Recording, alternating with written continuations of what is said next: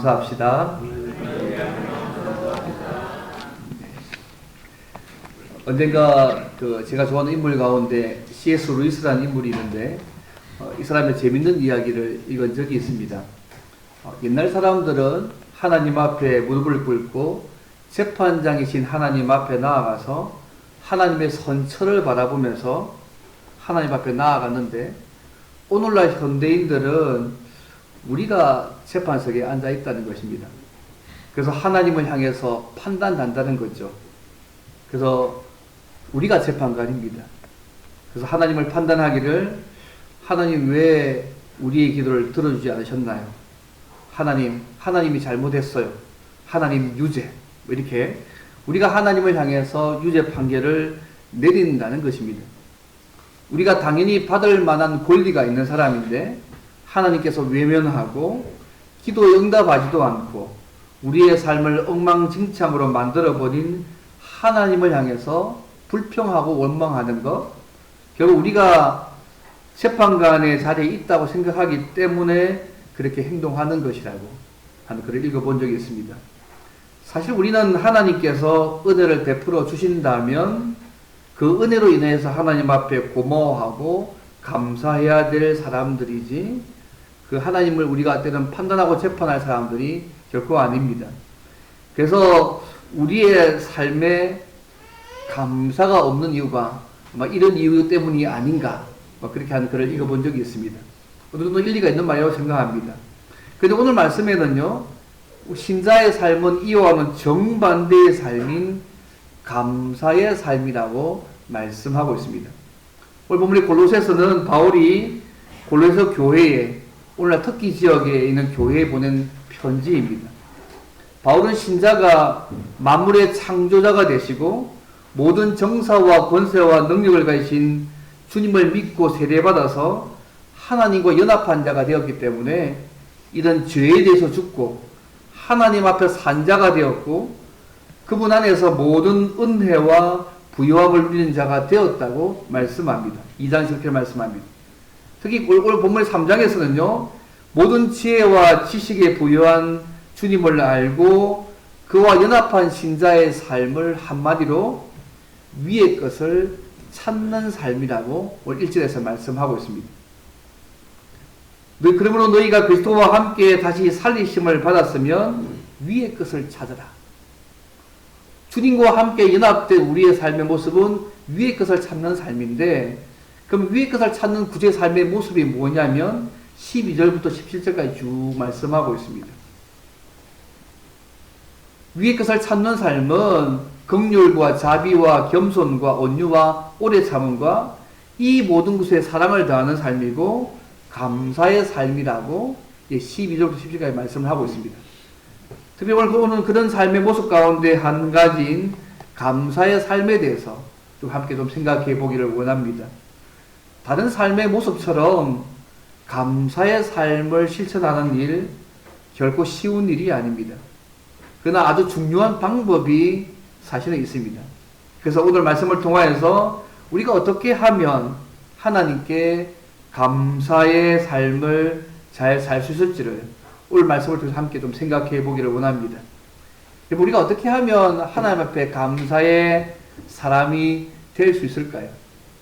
첫째는요, 예수님을 통한 평강이 우리를 지배해야 감사할 수 있습니다. 예수님을 통한 평강이 우리를 지배해야 감사할 수 있다는 것입니다. 오늘 본 15절에 보면 그리스도의 평강이 너희 마음을 주장하게 하라. 너희는 평강을 위하여 한 몸으로 부르심을 받았나니 너희는 또한 감사하는 자가 되라고 말씀하셨습니다. 그래서 그리스도의 평강은요, 그리스도로 인한 평강, 혹은 그리스도가 주시는 평화와 평강을 말합니다. 사실 우리는요, 죄로 말미암아 영원히 죽을 수밖에 없는 존재였습니다. 근데 예수님의 십자가의 죽으심으로 인해서 죄의 사함을 얻어서 영원히 하나님과 평화를 누리는 자가 되어졌습니다. 그 평화 때문에 주어진 진정한 평강의 삶을 사는 자가 저와 여러분들입니다. 근데 이런 평강이요, 단순히 하나님과 우리와의 관계뿐만 아니라 이미 예수 안에서 함께 부르심을 받은 성도 간에도 이 그리스도의 평강이 한 몸을 받은 것에서 영향 있게 사용해야 된다고 말씀합니다. 그래서 사랑으로 서로 사랑하고 섬기고 하나됨으로 그 평강의 삶을 누려야 된다고 말씀하고 있습니다.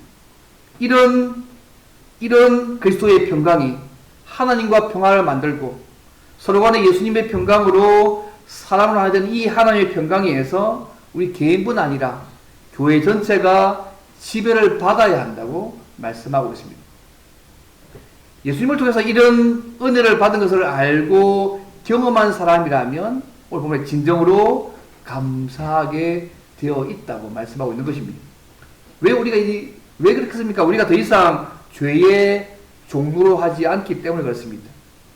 우리는 하나님과 평화할 수 없는 자였고 또 예수 안에서 서로 그리스도의 평화를 누릴 수 없는 자였는데 예수님 때문에 그 그리스도의 평강 때문에 오늘 저와 여러분이 하나님과의 관계 속에서도 또 이미 예수 안에서 믿은 신자와의 관계에서도 사랑으로 하나됨으로 평강을 누리는 삶을 살고 있기 때문에 감사하라고 말씀하고 있는 것입니다. 혹자는 감사를 정의하기를요, 우리 형편과 상황을 뛰어넘어서 그리스도의 평강이 우리의 마음을 주장하게 하는 것이 바로 그것이 감사라고 표현했습니다. 재밌는 표현 아닙니까? 우리의 형편과 상황을 뛰어넘어서 그리스도의 평강이 우리의 마음을 주장하게 하는 것, 바로 그것이 감사입니다. 여러분, 하나님과의 평화도 회복되어졌고 사랑과의 관계도 회복되어지고 온 세상과의 관계도 회복되어질 날이 결국 주님 제자가 회복될 거잖아요. 근데 그 평화와 평강을 누리는 삶이기 때문에 그것을 바라보는 사람들은 어떤 형편과 상황을 뛰어넘어서 그리스도의 평강이 우리의 마음을 주장하게 될 때에 감사할 수 있는 것이죠. 그래서 오늘 보면 너희는 또한 감사하는 자가 되라고 말씀합니다. 이것이요, 한 번 감사란 말씀이 아닙니다. 지속적으로 계속해서 감사하는 삶을 살아가라고 말씀하는 것입니다. 여러분, 감사하는 삶은요, 이미 만들어져 있는 것이 아닙니다. 우리가 끊임없이 그래서 평강을 생각하고 우리가 스스로 만들어가는 것입니다. 늘 감사하는 삶을 살도록 의도적으로 매일매일 감사하는 훈련이 필요합니다. 여러분, 니체가요, 이런 말을 하더라고요. 내가 예수를 믿을 필요성을 느끼지 않은 이유는 예수 믿는 사람들의 삶 속에서 기쁨을 찾지 못했기 때문이라고 얘기하더라고요.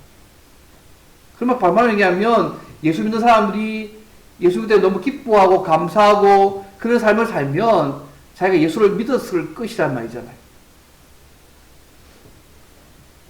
그래서 우리 감사도 예수 믿는 삶의 한 표현이거든요. 그래서 초대교회 교부했던 그리스도인은 사람에게 근본적인 죄가 하나 있는데 그것은 감사하지 않는 죄라고. 그만큼 감사가 쉽지 않은 것입니다. 감사는 적극적으로 표현을 해야 합니다. 하나님 주시는 복은 감사하는 사람이 누리는 것입니다.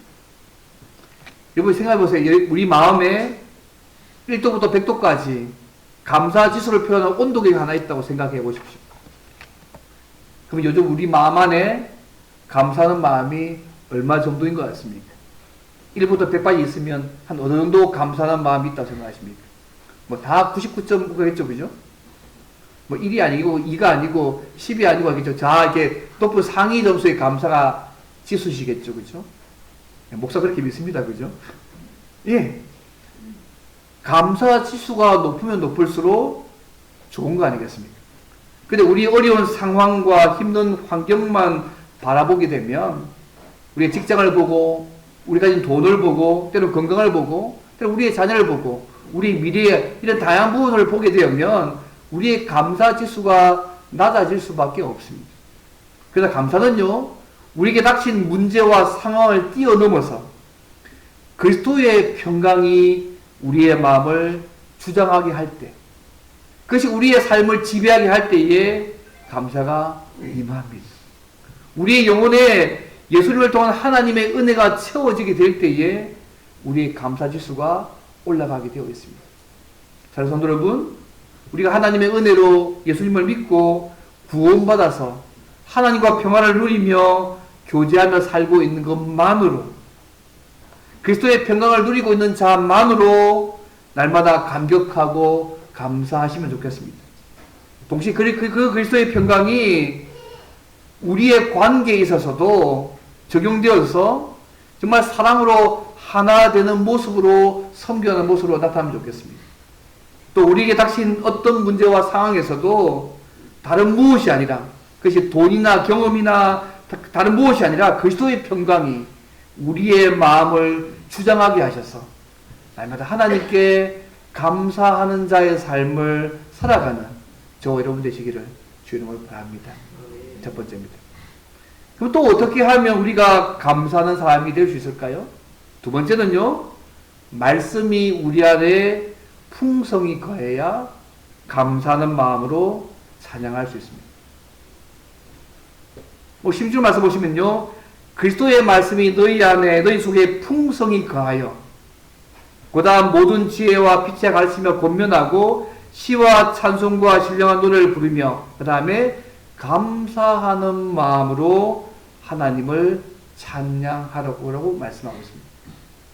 말씀이 우리 안에 풍성이 임할 때 서로 가르치고 권면할 뿐만 아니라 감사하는 마음으로 하나님을 찬양할 수 있다고 말씀하고 있습니다. 특히 아름다운 시와 찬송과 신령한 노래를 부르면서 감사하는 마음으로 하나님을 찬양할 수 있습니다. 우리가 찬양하지 않습니까? 찬양은요, 우리가 받은 하나님의 은혜에 대한 감사함을 마음을 가지고 부르는 우리의 신앙 고백 아니지 않습니까? 늘 찬양을 볼 때마다 그런 마음 들지 않으십니까? 하나님의 은혜에 대한 감격과 감사를 가지고 그 고백의 마음으로 찬양하지 않습니까? 근데 하나님의 말씀이 우리에게 충만히 가하면 우리가 감사하는 마음으로 그 하나님을 찬양하게 된다고 말씀하고 있습니다. 제가 좋아하는 찬송 가운데 이렇게 찬양했습니다. 높은 산이 거친 설이 초막이나 궁굴이나 내 주 예수 모신 것이 그 어디나 하늘다. 주님과 함께 있기 때문에 그분의 말씀 안에 충분히 거할 때에 어느 상황이 되어져도 그것이 하늘이라는 고백이 우리의 고백이지 않습니까? 이런 찬양은요, 우리가 말씀이 우리 속에 풍성히 거할 때에 가능한 삶의 반응입니다. 사실 그리스도의 말씀이 너희 속에 풍성히 거하는 이 말씀은요, 쉽게 말하면 우리가 하나님의 말씀에 온전한 지배를 받는 말씀입니다. 예수 5장에는요, 이 말씀을 어떻게 표현하냐면 하나님의 말씀이 풍성히 거해서 그 말씀의 지배를 받는 삶이 성령 충만이라고 예수 5장 18절부터 21절 그렇게 말씀합니다. 똑같이 이해합니다.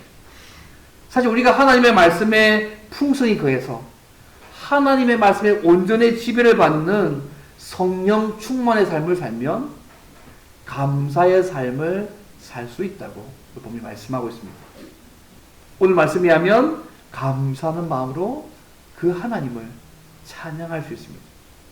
그래서 부단히 하나님의 말씀을 듣고 믿고 순종하는 가운데 계속적으로 우리가 말씀으로 충만해져야 합니다. 그래야 우리가 하나님 앞에 감사하는 마음으로 찬양의 삶을 살아갈 수 있습니다. 사실 기독교 역사를 보면요, 하나님의 말씀이 회복될 때마다 언제나 큰 기쁨으로 그 말씀을 받아들이고 그 기쁨은 언제나 찬양의 노래로 늘 표출되어졌습니다. 이 찬양은 항상 하나님이 베푸신 은혜에 대한 감사의 노래로 늘 표현되어졌습니다. 말씀이 충만하니까 말씀을 기쁨으로 받아들이고 그 기쁨이 하나님께 대한 감사에 대한 찬양으로, 은혜에 대한 감사의 찬양으로 늘 표출되어 왔던 것이 교회 역사의 계속 모습입니다. 우리에서는 시편 50절 이 말씀 있지 않습니까? 50편 23절에 감사로 제사를 드리는 자가 나를 영화롭게 하나니 그의 행위를 옳게 하는 자에게 내가 하나님의 구원을 보이리라. 우리가 감사함으로 하나님께 예배하고 하나님의 자녀의 합당한 말씀에 따라서 사는 삶을 살면 그것이 하나님을 영화롭게 하는 것이고 여러 역경 가운데 구원해 주시는 하나님의 은혜를 베푸신다는 말씀 아닙니까? 그건 감사가 우리의 삶에 중요한 것 같습니다. 제가 좋아하는 인물 가운데 몇 번 말씀드렸는데요. 사진 한번 보여주십시오. 예.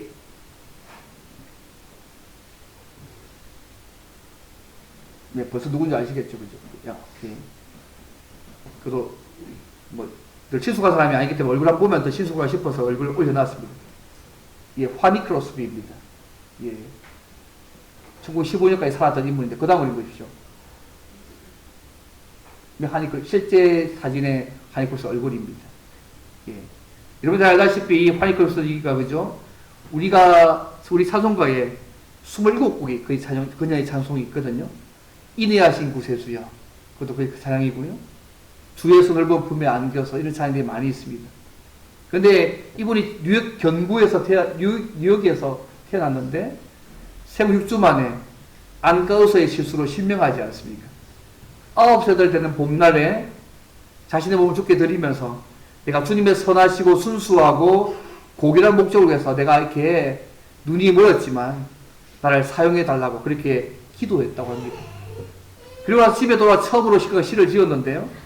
그가 36세에 시각장애인 음악교사와 결혼합니다. 그리고 44세에 첫 찬송가 가사를 썼고 그리고 일주일에 3편씩 50년간 찬송가 가사를 적었다고 합니다. 하나님께 쓰임받은 것이 있죠. 95세까지 살았거든요. 꽤 오래 살았습니다. 주님 곁으로 갈 때까지 우리 5,000편이 넘는 찬송시를 그가 남겼습니다. 하나님의 은혜와 사랑에 또 말씀에 충만한 한 성도의 헌신된 모습이요. 지금 우리가 지금 100년 넘게 이상 그죠? 성도의 찬송을 불러서 주님의 사랑을 고백하는 찬송을 쓰는 사람을 쓴 사람입니다. 두 눈을 가지고 볼 수 있는 사람들도 헌신하지 않으면 쓸모없는 인생을 사는데 앞을 보지 못했지만 이런 삶을 그가 살 수 있었던 것. 하나님의 은혜를 늘 기억하고 주님을 사랑하고 말씀이 충만해서 주님과 깊은 영적 교회를 누렸기 때문에 가능한 삶이었던 것 같습니다. 그가요 찬양만 쓴 게 아니고 95세까지 살 동안 빈민 같은 그런 집에서를 살면서 복음 전하기 위해서 늘 많이 애썼습니다. 죽을 때까지 본인의 찬양을 통하여서 축교로 많은 영혼을 돌아오게 하기 위해 평생 살았던 인물입니다. 왜 그가 그런 삶을 살까요? 찬양의 노래로 또 그냥 또 주의 복음을 증거하는 삶을 통해서 그걸 가지고 그의 찬양을 통해서 많은 영혼들이 주께 돌아오게 하는 일들을 하게 된 이유가 뭘까요? 그래서 그 하나님의 은혜를 늘 기억했고요. 주님을 사랑했고 말씀에 충만해서 주님과 깊은 영적 교회를 누렸기 때문에 그런 삶이 가능한 거 아니겠습니까? 사랑하는 성도 여러분, 우리가 구원을 받은 것도 하나님의 은혜이지만 이 세상에 살고 있는 것도 하나님의 은혜입니다. 또 그 안에 있는 모든 것을 누리는 것도 하나님의 은혜라는 거 잊지 않으시면 좋겠습니다. 그래서 항상 하나님께 감사하는 삶과 찬양의 삶들을 살아가시면 좋겠습니다. 그래서 이러한 삶이 우리에게 항상 우리에게 나타날 수 있도록 항상 하나님의 말씀에 풍성히 거하여서 하나님의 말씀에 온전히 지배를 받는 삶을 살도록 간절하게 기도하고 사모하고 기도할 필요가 있습니다. 그리고 말씀에 풍성히 거하기 위해서 날마다 말씀을 읽고 듣고 믿고 순종하는 자리에 말씀이 충만한 그 자리에 늘 우리 자신을 두시기를 바랍니다. 그러면 성령 하나님께서 우리가 이러한 감사와 찬양의 삶을 살도록 날마다 도우시는 은혜를 우리의 삶 가운데 누리게 하실 것입니다. 그래서 이런 놀라운 은혜를 날마다 풍성하게 누리는 저와 여러분이 되면 좋겠습니다. 마지막 세 번째로 또 어떻게 하면 우리가요 감사하는 사람이 될 수 있을까요? 앞에는 그리스도의 평강이 우리의 마음을 늘 지배하면 감사하는 삶을 살 수 있었고, 두 번째는 그죠? 뭐였습니까? 그죠? 두 번째는 하나님의 말씀이 우리 안에 풍성히 거하면 감사한 삶들을 살고 감사의 찬양을 들을 수 있습니다. 세 번째로 예수님을 힘입어서 모든 일에 하나님 아버지께 감사할 수 있습니다. 17절 보십시오. 또 무엇을 하든지 말이나 일이나 주 예수 이름으로 하고 그를 힘입어 하나님 아버지께 감사하라고 말씀하고 있습니다. 어떻게 사람이요 무엇을 하든지 말이나 일이나 감사할 수 있겠습니까? 사실 우리 자신만 보면, 우리 주변의 환경만 보면 그리 감사할 일이 많지 않을 수 있습니다. 우리 불평과 불만을 갖기가 더 쉽습니다. 근데 사도 바울이요, 우리가 감사할 수 있는 이유를 말합니다. 우리는 예수님 때문에 감사할 수 있고요, 예수님 한 분만으로도 범사에 감사할 수 있는 존재가 될 수 있습니다. 하나님이 베푸신 은혜에 대해서 하나님 우리에게 원하신 모습은 예수님을 힘입어 모든 일에 하나님께 감사하는 삶을 사는 것입니다. 에베소 5장 20절에 이렇게 말씀합니다. 범사에 우리 주 예수 그리스도의 이름으로 항상 아버지 하나님께 감사하라고 말씀합니다. 받은 하나님의 은혜에 대해서 고마움의 표시가 감사 아니겠습니까? 그래서 재밌는 것은요, 죄가요, 우리가 하나님 앞에 감사하는 마음을 품지 못하게 만듭니다. 이번 로마서 1장 21절 말씀은 이렇게 되어 있습니다. 하나님을 알되 하나님을 영화롭게도 아니하며 감사하지도 아니하고라고 말씀합니다. 죄가 우리의 삶을 지배하면요, 감사하지 않습니다. 하나님 앞에 감사하는 마음을 품지 못하게 만듭니다. 그러나 믿음의 삶은 하나님이 예수님 안에서 베푸신 은혜에 대한 마음을 감사로 표현하게 됩니다. 이러한 감사가 고백되고 예배를 통해서 표현될 때에, 우리의 삶 가운데 표현될 때에 하나님의 지혜가 세상 속에 드러납니다. 어떤 면에서 예수님을 따라 사는 삶은요, 예수님 안에서 자기 자신을 내어주신 하나님께 감사하는 삶 아닙니까? 오늘 본문 보시면 예수님을 힘입어 모두에 누구에게 감사하면 하나님 아버지께 감사라고 말씀합니다. 성도들이 감사의 대상이요, 하나님 아버지십니다. 하나님은 예수님을 통해서 우리를 자기 자녀 삼아주시고 기꺼이 우리의 아버지가 되신 분이십니다. 자기 자녀들에게 가장 자비로우시고 가장 좋은 은사와 선물을 주시기를 기뻐하시는 분이십니다. 우리의 구주와 주인이신 예수님을 힘입어 하나님께 감사하는 것은 모든 신령한 복이 예수님 안에서 예수님을 통해서 성도들에게 주어지고 모든 찬송과 기도와 감사가 예수님을 통해서 그의 이름으로 하나님께 상달되기 때문에 그렇게 하는 것입니다. 여러분, 고린도서 2장 6절 7절 말씀 기억나십니까? 그러므로 너희가 그리스도 예수를 주로 받았으니 그 안에서 행하되 그 안에 뿌리를 박으며 세움을 받아서 교훈을 받은 대로 믿음에 굳게 서서 감사함을 넘치게 하라고 말씀합니다. 우리 이 말씀이요, 원래 주동사가 뭐냐면 그리스도를 주로 받았기 때문에 그 안에서 행하라가 주동사입니다. 분사가 뭐냐면요, 나머지는 다 분사입니다. 그 안에 뿌리를 박고 믿음에 굳게 서서 감사함을 넘치게 하는 것은 그 분사형입니다. 우리가 그리스도를 주로 받았기 때문에 그분 안에서 행하는 그 삶이요, 그분 안에 뿌리를 받는 모습으로 믿음에 굳게 서는 모습으로 감사함이 넘치는 모습으로 나타난다는 것입니다. 결국 주님 안에서 교제하며 말씀의 토에 뿌리를 받고 끊임없이 하나님의 말씀으로 자신을 훈련하고 세우는 사람은 감사의 열매를 맺게 되어 있습니다. 그래서 감사는요, 믿음 생활의 열매입니다. 예수님 우리를 죄에서 구원하셔서 하나님의 자녀가 되게 하고 하나님과 교제하게 해주셨던 그 사실을 믿는 사람이라면 그것만으로 감사하게 되어 있습니다. 그래서 보면 그를 힘입어 하나님께 감사하라. 로마서 7장 이렇게 얘기합니다. 우리 주 예수 그리스도로 말미암아 하나님께 감사하리로다고 말씀합니다. 어쨌든 감사는요, 우리가 가진 모든 것들이 하나님께로부터 왔다는 사실을 인정하는 거 아니겠습니까? 그래서 오늘은요, 불행하게도 세상 사람도 잘 감사하지 않지만 신자들조차도 잘 감사하지 않는 것 같습니다. 모든 일을 당연하게 생각하고요, 남과 잘 비교하고요, 내 지혜와 능력 때문에 이루어졌다 생각하기 때문에 잘 감사하지 않는 것 같습니다. 그러나 모든 환경이 완벽하게 잘 갖춰져 있다고 할지라도 하나님이 함께 하시지 않는다면 어떤 것도 할 수도 이룰 수도 없다는 사실을 잊지 마셔야 합니다. 이번 모든 일의 배후에 하나님이 섭리하시지 않습니까? 우리 그것을 믿는 사람들입니다. 우리가 진정으로 예수님을 구주와 주인으로 받아들인다면 하나님께서 온 세상과 인생의 생사화복도 주장하시는 분임을 믿고 늘 하나님께 감사해야 합니다. 오늘 본문에 무엇을 하든지 말에나 일에나, 이 말씀을 쉽게 말하면 모든 일입니다. 그죠? 모든 일에 감사한다는 거 아니겠어요? 어떤 상황에도, 그것이 기쁘든지 즐거울 때든지, 아니면 시련과 고통이 있을 때도 어떤 일을 하든지 감사한다는 말 아니겠습니까? 실제로 우리의 삶에서 이거 불가능한 명령입니다. 감사는커녕 하루에 수없이 불평불만에 빠질 때가 얼마나 더 많습니다. 그러나 성도들이 시련과 고통이 있을 때도 감사할 수 있는 것은 하나님께서 자기를 사랑하는 자들에게 가장 좋은 것인 것을 믿기 때문에 겸손하게 하나님 앞에 맡길 수 있습니다.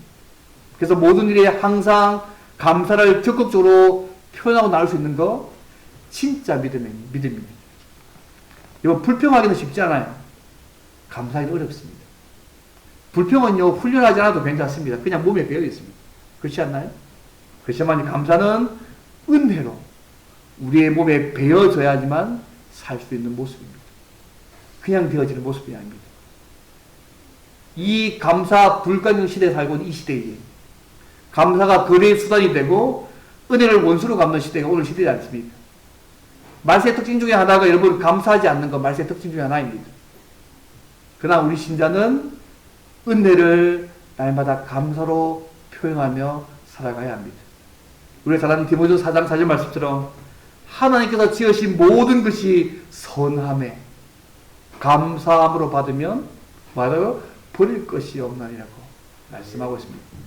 시편 106편 1절에 할렐루야 여호와께 감사하라 그는 선하시며 그 인자심이 영원함이라고 말씀하셨습니다.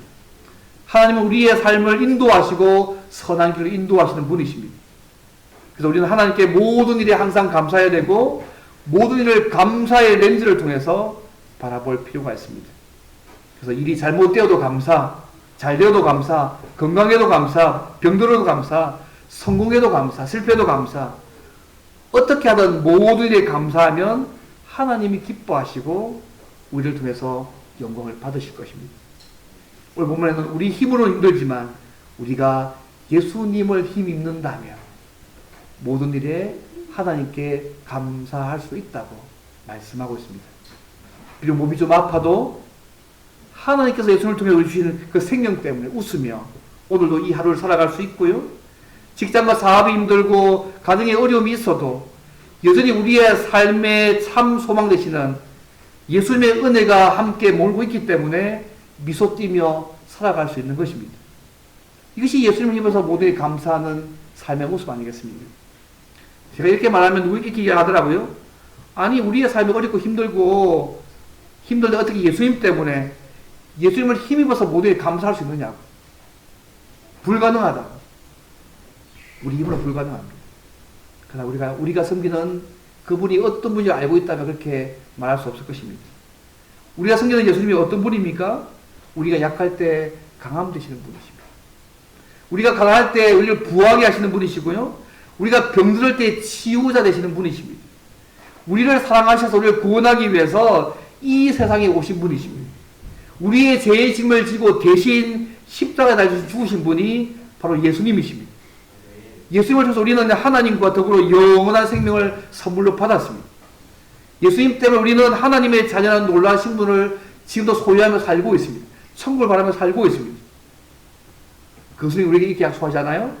이 세상 끝날까지 내가 너와 함께 있을 것이다. 두려워 말라. 내가 너와 함께 한다고. 그렇게 말씀하신 그 주님을 우리가 모시고 있습니다. 제가 좋아하는 인물 가운데 헬렌 켈러 한번 더 보여주십시오. 예.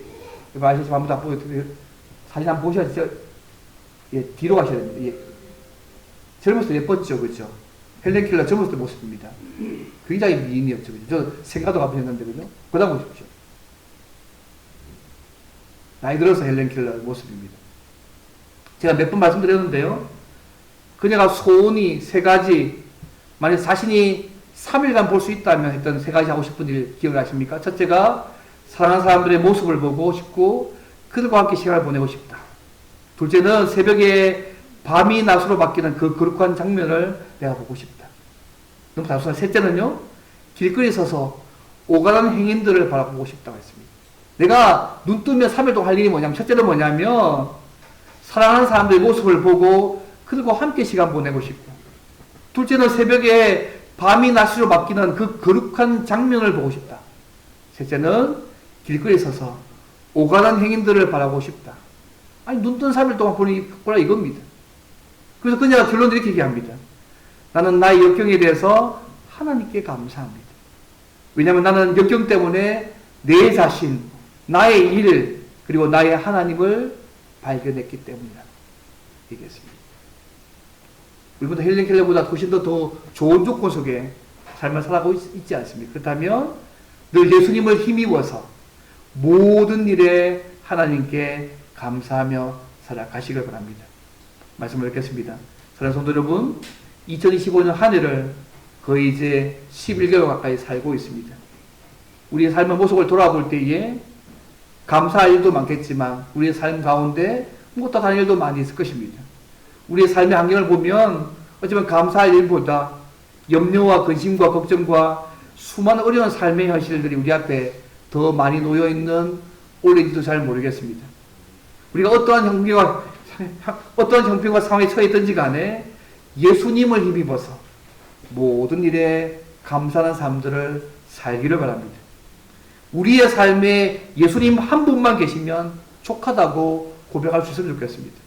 그리고 어떤 문제와 상황에서도 그리스도의 평강이 우리의 마음을 주장하게 하고 항상 하나님의 말씀에 풍성히 거하셔서 날마다 하나님께 감사와 감사의 사냥을 드리는 삶들을 살아가시기를 바랍니다. 예수님을 통해서 하나님과 교제를 누리는 그 은혜 외에 나머지 모든 것, 덤으로 오는 것들에 대해서 너무 우리가 집중해가지고 정말 중요한 우리의 감사와 찬양의 제목들이 약하게 되지 않기를 바랍니다. 신자는 모든 일에 항상 하나님께 감사하며 살아가는 사람입니다. 입으로 감사를 고백하시고 우리의 마음에 감사의 영성이 머물도록 매일매일 하나님의 은혜로 훈련하시기를 바랍니다. 우리의 능력과 제도로 사는 것이 아니고 모든 것이 하나님의 은혜로 사는 것을 이해하시고 모든 일에 감사를 더하는 삶, 모든 일에 하나님께 항상 감사하며 살아가는 저와 여러분들이 되시기를 주님으로 바랍니다. 오늘 말씀을 생각하며 기도하면 좋겠습니다. 올 한 해 동안 돌아보시면서 주께서 베푸신 은혜와 사랑을 생각하면서 감사하시면 좋겠습니다. 그래서 우리가 늘 이 감사를 입으로 고백하며 찬양하며 주님 힘을 입어서 늘 감사하는 삶을 살도록 도와달라고 함께 사회달과 동서를 기도하겠습니다.